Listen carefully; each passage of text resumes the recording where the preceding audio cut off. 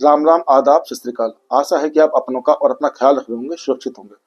अगर आप चैनल पर नए हैं तो आपसे रिक्वेस्ट है, प्लीज चैनल को सब्सक्राइब कर दें और वीडियो को लाइक और शेयर भी कर दें। आपका लाइक, शेयर और सब्सक्राइब बहुत ज्यादा मोटिवेट करता है आप तक नई और सच्ची घटनाएं पहुंचाने के लिए। आज की जो कहानी है, जो घटना है, ये मुंबई की है। पर कहानी पाए, घटना पाए, इससे मिलती जुलती कहानी मैंने आपको शायद पहले भी एक दो सुना रखी है। पर उस कहानियों में एक लेवल था महिलाओं का या लड़कियों का, कह लें कि जो एक आध लड़की के साथ गलत करती थी उनको ही ब्लैकमेल करती थी।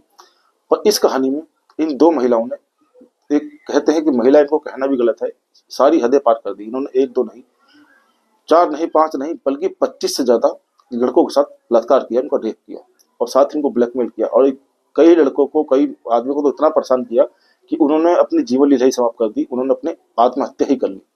आज की कहानी मुंबई की है। मुंबई की है, 2023 की घटना है। अप्रैल माह में राशि मीरा रोड के पास, एक झाड़ियों के पास, एक तालाब के पास से एक शख्स फोन करता है जिसका नाम होता है राजू। वो पुलिस को बताता है, साहब यहाँ पर एक लाश जो है एक तालाब में तैर रही है। पुलिस को जैसी सूचना मिलती है, पुलिस एक टीम लेकर वहां पहुंच जाती है तो देखती है एक शख्स की लाश जो होती है वो तालाब तालाब के किनारे, पानी में ही किनारे पर लगी होती है। पुलिस लोगों की मदद से उस लाश को बाहर निकलवाती है। जब पुलिस उस लाश को बाहर निकलवाती है तो देखती है उस लाश के ऊपर एक ड्रेस है, यूनिफॉर्म है, जो एक टैक्सी ड्राइवर पहनते हैं। और उस टैक्सी ड्राइवर की जो ड्रेस थी उसका रंग था खाकी कलर का।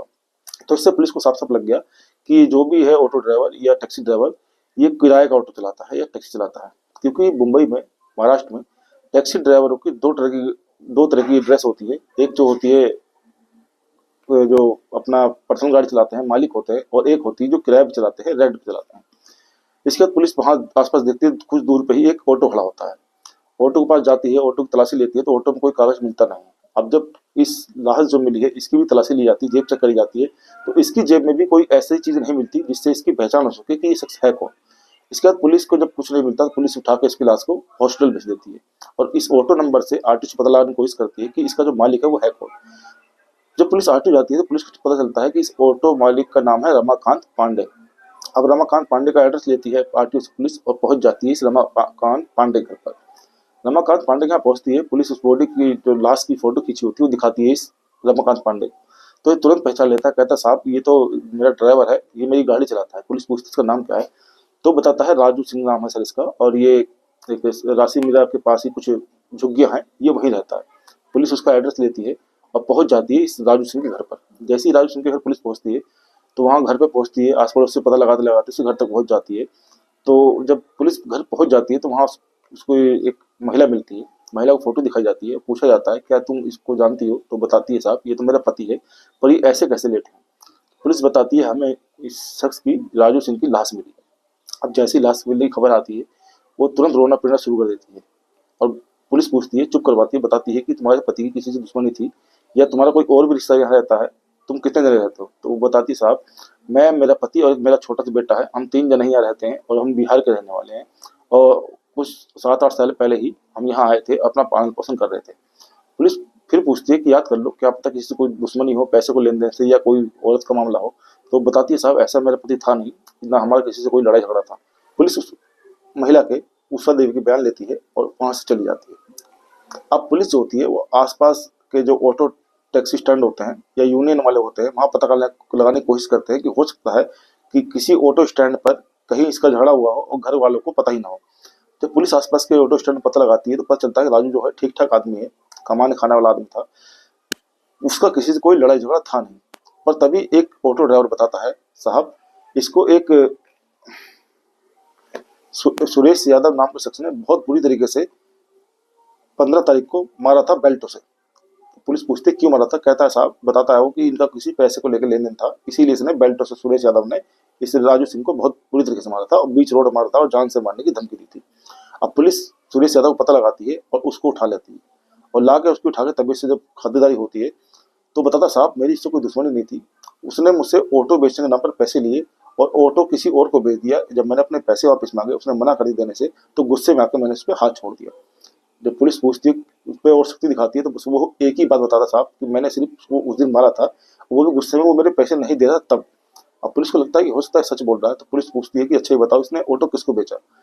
तो पता चलता है कि एक अशोक महतो नाम का एक शख्स है, उसको इसने ऑटो बेचा है। अब पुलिस पहुंच जाती है अशोक महतो के पास। अशोक महतो के पास जब पुलिस पहुंचती है तो अशोक महतो बताता साहब कि मैं तो उसको पैसे दिए और ऑटो ले लिया।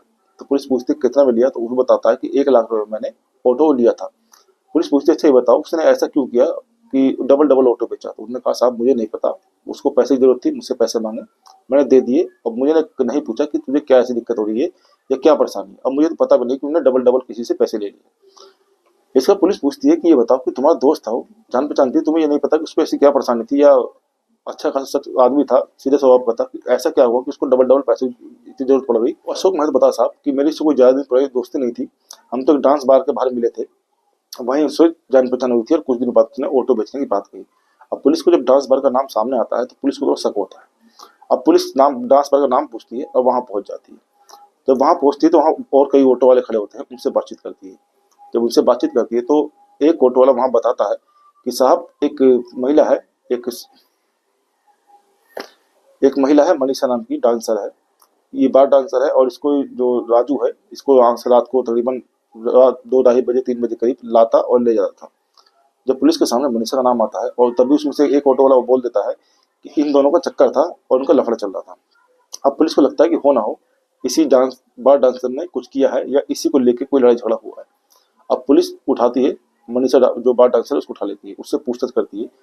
तो बताती साहब हमारा ऐसा कुछ लेन देन नहीं था, राजू दोस्त था, वो बहुत सीधे स्वभाव का था, मेरे को 2 3 बार लाया ले जाया गया, मुझे आदमी ठीक लगा तो मैंने उसको परमानेंट रख लिया लाने ले जाने के लिए। जब पुलिस सही से छानबीन करती है, पता लगाती है, तो पता चलता है कि जो मनीषा है वो सच बोल रही है। पर मनीषा ने एक जाने से पहले एक बात और बताई थी कि साहब उसने मुझसे 25,000 रुपये उधार लिए थे।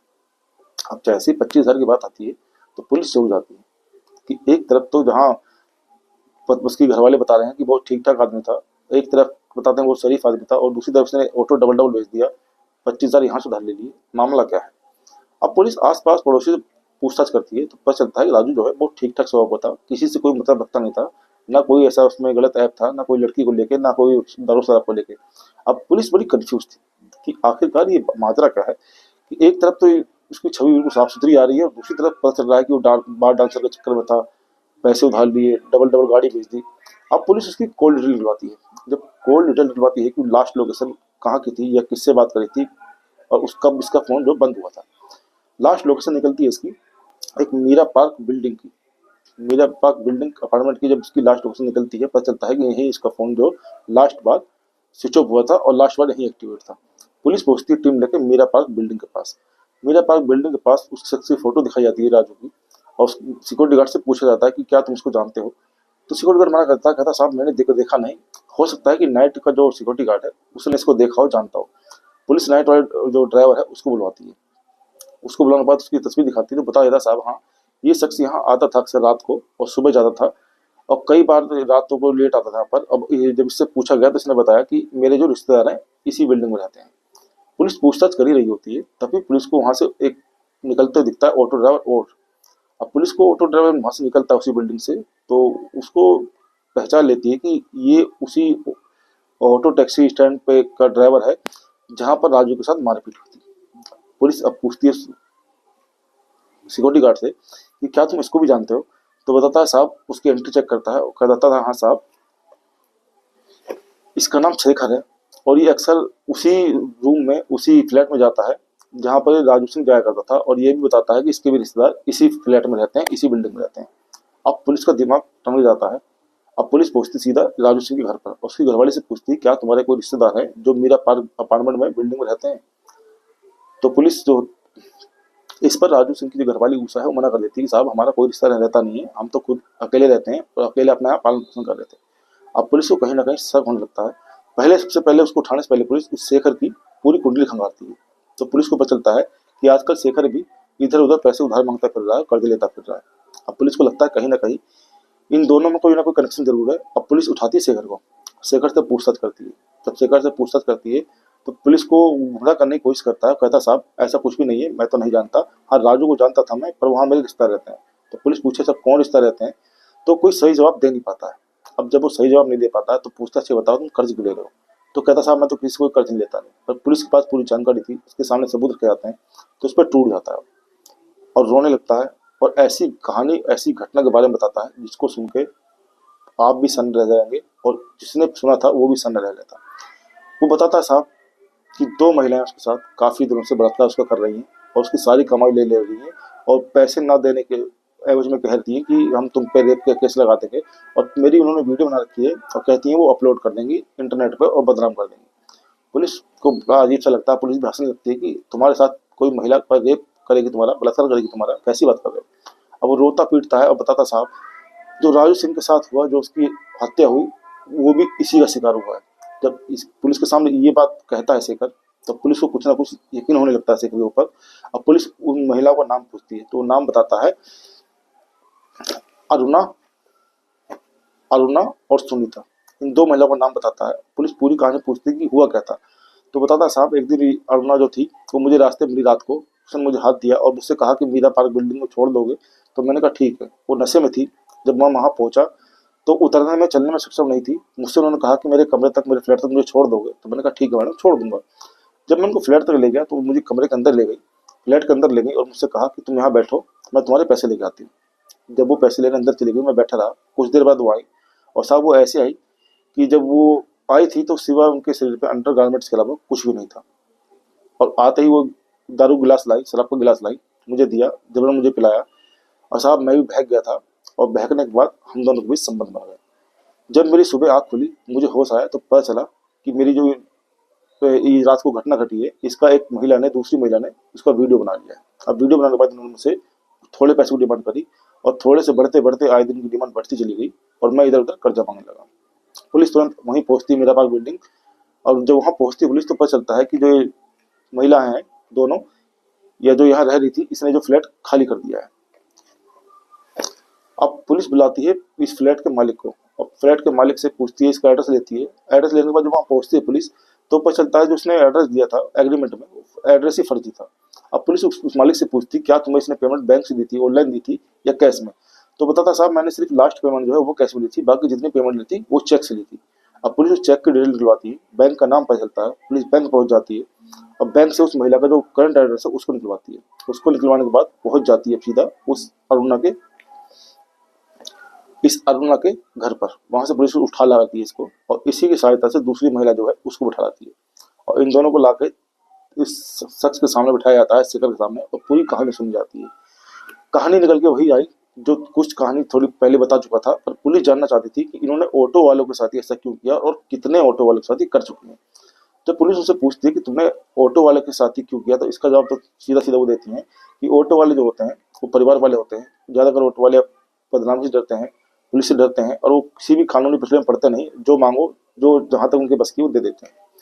फिर दूसरा पुलिस जवाब पूछती है कि सब शुरुआत कैसे हुई, तो वो बताती है कि साहब शुरू में तो ये सिर्फ एक सेक्स के लिए किया था, हमने मजे के लिए किया था, पर धीरे धीरे हमें जो अय्यासी की आदत थी, डेली बाहर जाना, दारू पीना, शराब पीना, इसके लिए हमने उनसे थोड़ी धीरे धीरे पैसे मांगना शुरू कर दिए।